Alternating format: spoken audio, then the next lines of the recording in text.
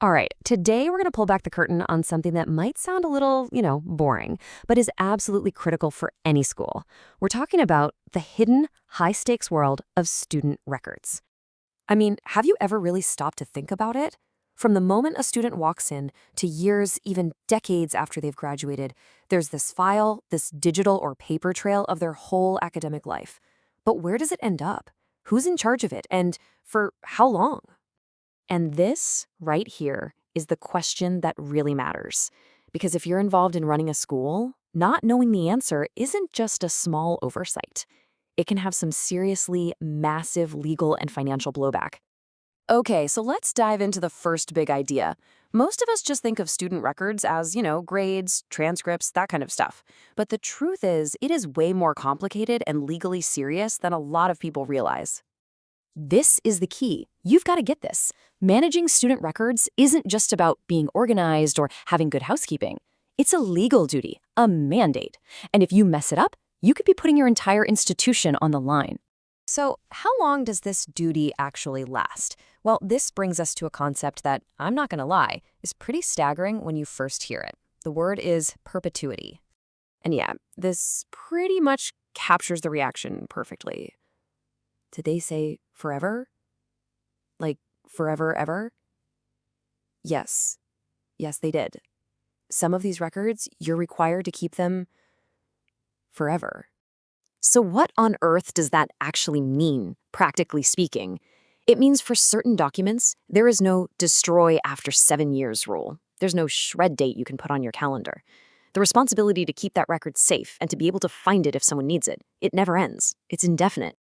Okay, now that we've got our heads around just how huge this obligation is, let's talk about what happens when institutions drop the ball. Because let me tell you, the stakes could not be higher. You can see how this just spirals, right? It's like a domino effect.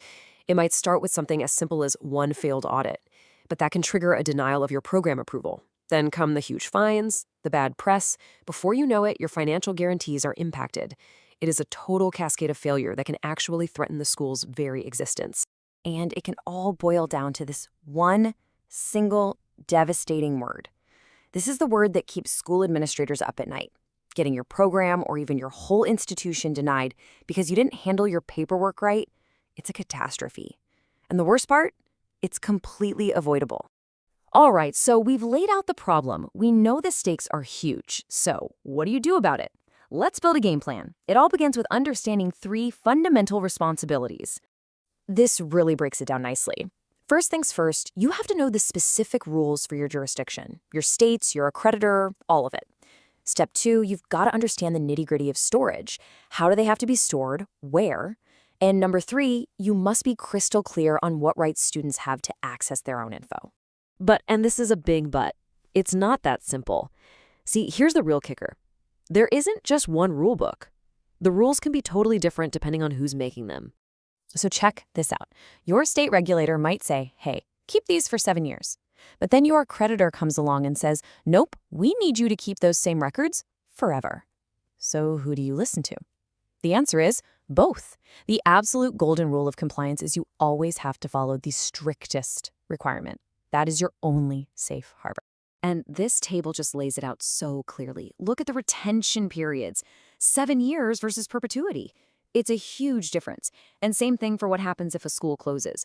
One body says send them to the state archive. Another says you have to submit them to an approved private repository. You've got to have a plan that makes everybody happy. So this brings us to one last really critical scenario.